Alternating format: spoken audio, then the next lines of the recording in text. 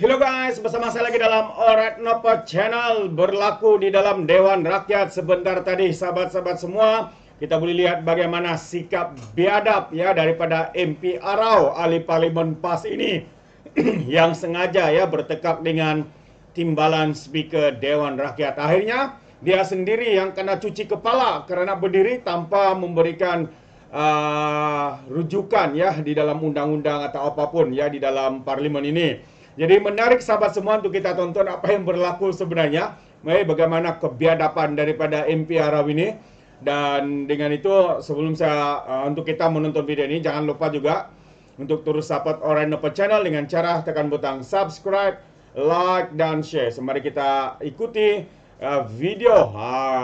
Kita lihat bagaimana kebiadaban MP daripada Arau ini yang cuba mengganggu kelancaran Dewan Rakyat. Yang berhormat, sekarang tamatlah sesi peraturan mesyuarat. Pertanyaan. Baik, Yang Berhormat, saya 2 hari soalan nombor 10 menyebabkan saya menunggu daripada awal sehingga penghabis. Kalau boleh, kalau hari ini nombor 10 tak dapat, besok boleh nombor 200 daripada saya menunggu macam ni. Sebab Yang Berhormat Speaker ada hak 15 minit. Jadi saya tidak perlu berbuat demikian rupa. Saya kena buat research untuk ucapan saya, next ucapan saya.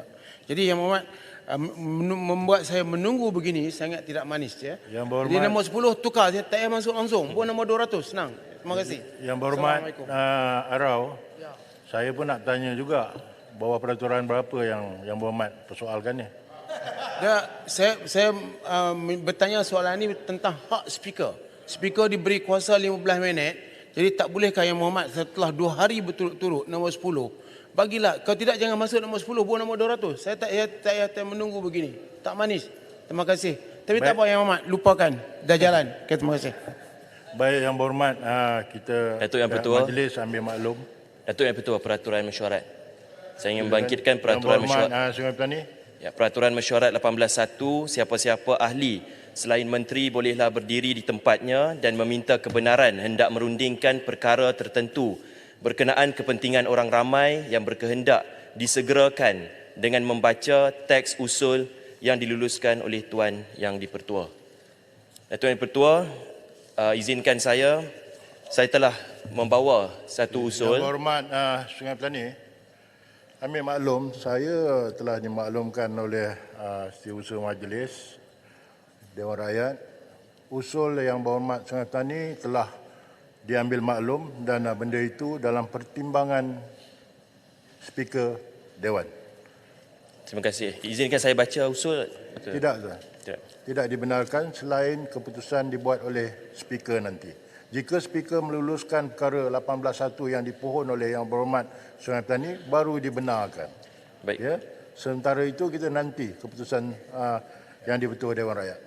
Baik, terima kasih Datuk Yang Pertua. Terima kasih Yang Berhormat. Saya juga bangun di bawah 18.1 yang mana saya telah hantar usul kemarin, iaitu berhubung dengan penyalahgunaan kuasa kekitangan awam untuk memberi servis motosikal di pilihan raya di Pelangai, di Pulai dan juga Simpang Jeram oleh sebuah universiti di utara tanah air. Ini telah dihantar semalam dan saya belum mendapat apa-apa jawapan daripada speaker. Apakah saya juga ingin bertanya, tanpa saya mendengar Sungai Petani tadi, boleh membaca usul saya. Yang Berhormat Arau, sebagaimana saya nyatakan kepada Yang Berhormat Sungai Petani, usul Yang Berhormat telah pihak Dewan terima dan dalam pertimbangan Speaker akan dimaklumkan sama ada dilulus ataupun tidak. Ya, baik. Saya memerlukan jawapan segera Yang Berhormat sebab saya bimbang pilihan di Kemaman, grup yang sama akan bagi servis motosikal percuma kepada Barisan Nasional. Terima kasih. Baik, kita teruskan dengan urusan majlis. Yang Berhormat Menteri. Tuan Yang di-Pertua, mengikut peraturan mesyuarat 12/1, saya mohon mencadangkan bahawa mesyuarat pada hari ini tidak akan ditangguhkan sehingga selesai dibahas dan diputuskan rang Undang-Undang Kecekapan dan Konservasi Tenaga 2023, rang Undang-Undang Bekalan Elektrik Pindaan 2023, usul Menteri di Jabatan Perdana Menteri, rang Undang-Undang Kewangan Awam dan Tanggungjawab Fiskal 2023 dan Rang Undang-Undang Lembaga Hasil Dalam Negeri Malaysia Pindaan 2023 seperti di nombor 1 hingga 5 dalam aturan urusan mesyuarat dan usul-usul hari ini. Selepas itu majlis mesyuarat akan ditangguhkan sehingga jam 10 pagi hari Khamis 12 Oktober 2023. Ada yang menyokong? Saya mohon menyokong. Baik. Ahli-ahli yang berhormat, sekarang saya kemukakan masalah kepada majlis untuk diputuskan.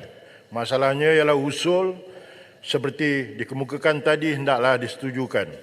Ahli-ahli yang bersetuju katakan bersetuju. Yang tidak katakan tidak. Lebih suara bersetuju, usul diterima. Aturan urusan mesyuarat dan usul-usul pertimbangan ke atas Rang Undang-Undang Kecekapan dan Konservasi Tenaga 2023 DA 2028-2023 dalam jawatan kuasa sebuah-buah majlis. Majlis dalam jawatan kuasa bentara.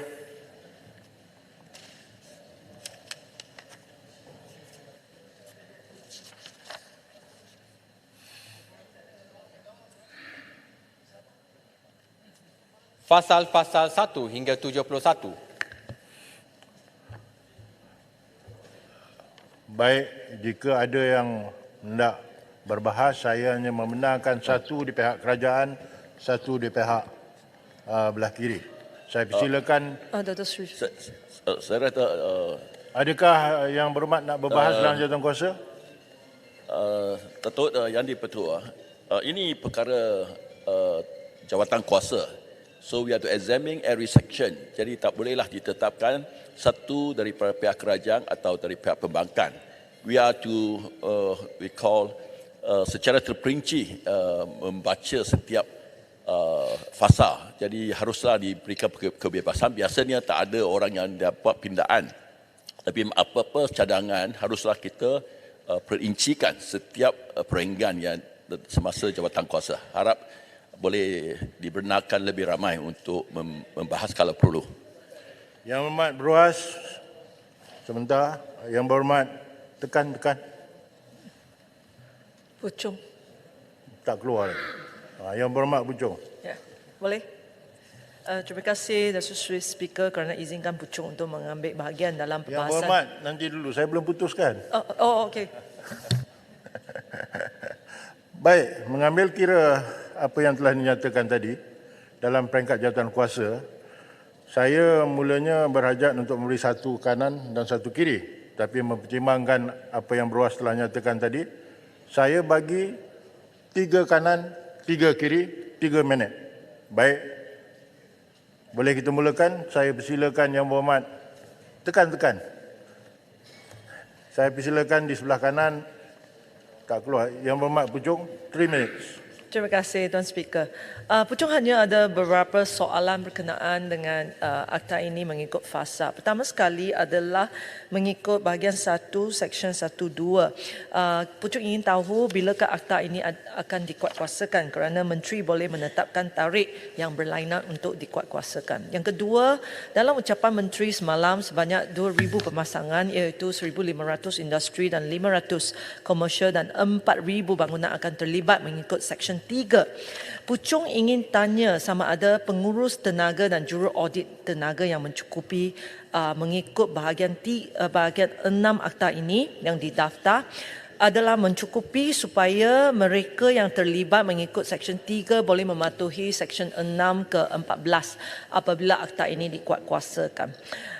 Ketiga adalah apakah sasaran kerajaan pendaftaran pengurus dan juru audit tenaga untuk tahun 2024. Kerana apa daripada ucapan Menteri semalam, Menteri ada kata kita sedia ada juru audit, kita perlukan juru audit tenaga 500 juru audit tenaga yang baru, tetapi apa yang kita sedia ada adalah dalam lingkungan 250 sahaja. Apakah langkah-langkah yang akan dijalankan oleh kerajaan sama ada sasaran untuk tahun 2024, 2025 dan tahun seterusnya.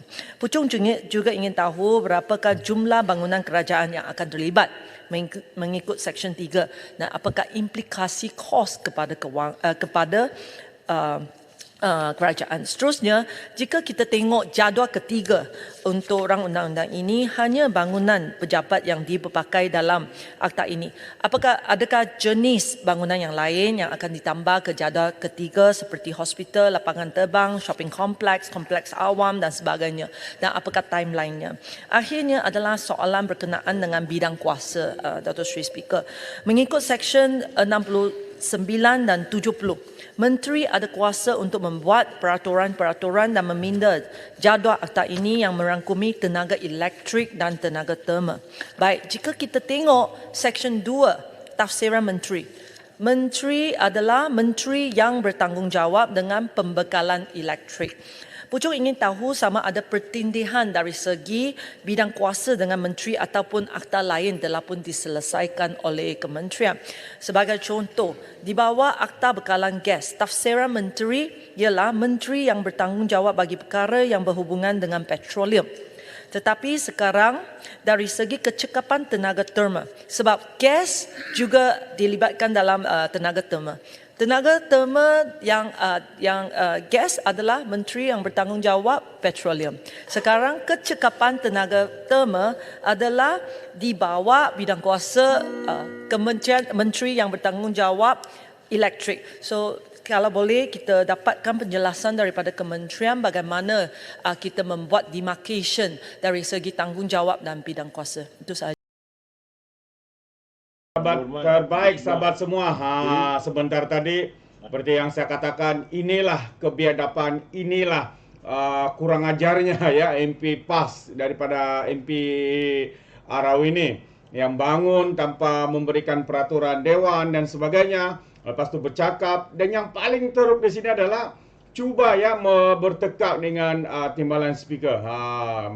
Macam dia pula jadi timbalan speaker ya, mengajar dan sebegitu rupa, membuat provokasi dengan sindiran-sindiran sebegitu rupa. Di mana sikap profesional ya ahli parlimen seperti ini? Apa yang mereka tahu, mereka berpolitik sepanjang masa ya, cuba untuk provokasi, cuba untuk tunjuk hero, tapi sebenarnya rakyat melihat betapa bangang, betapa bobroknya sikap MP-MP veteran seperti ini. Itu pandangan saya. Bagaimana pula dengan anda, sahabat-sahabat di luar sana? Anda setuju atau tidak? Anda boleh berikan komen anda dalam ruangan komen. Jadi terima kasih. Sampai di sini saja. Izinkan saya untuk mengundurkan diri dan seperti biasa, peribahasa mengatakan, tapapun kangkap, 2 tahun keinginan. Dalam bahasa Melayunya, tepuk dada, tanya selera. Sekian saya daripada Alright Nampak Channel. Kita berjumpa lagi. Bye-bye.